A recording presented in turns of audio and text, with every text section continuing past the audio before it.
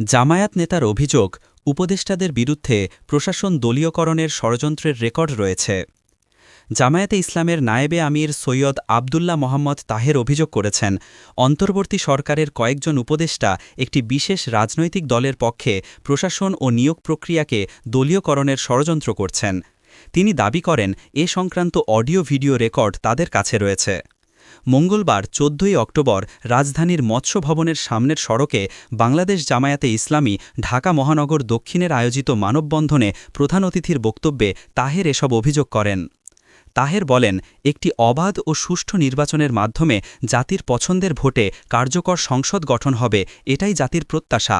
অথচ প্রশাসনকে আবারও দলীয়করণের চেষ্টা চলছে। ডিসি, এসপি ও ইউএনওদের নিয়োগে বিশেষ দলের প্রভাব খাটানো হচ্ছে। সরকারের কয়েকজন উপদেষ্টা এই নিয়োগ নিয়ন্ত্রণ করছে, যারা সরাসরি ষড়যন্ত্রে লিপ্ত। আমাদের কাছে এর প্রমাণ রয়েছে। অন্তর্বর্তী সরকারকে সতর্ক করে তিনি বলেন, প্রশাসনের ভেতরে চলমান ষড়যন্ত্র ঠেকাতে হবে, নইলে আসন্ন নির্বাচন প্রশ্নবিদ্ধ হবে। তিনি আরও দাবি করেন, যেসব উপদেষ্টা একটি দলের স্বার্থে কাজ করছেন তাদের অবিলম্বে প্রত্যাহার করতে হবে।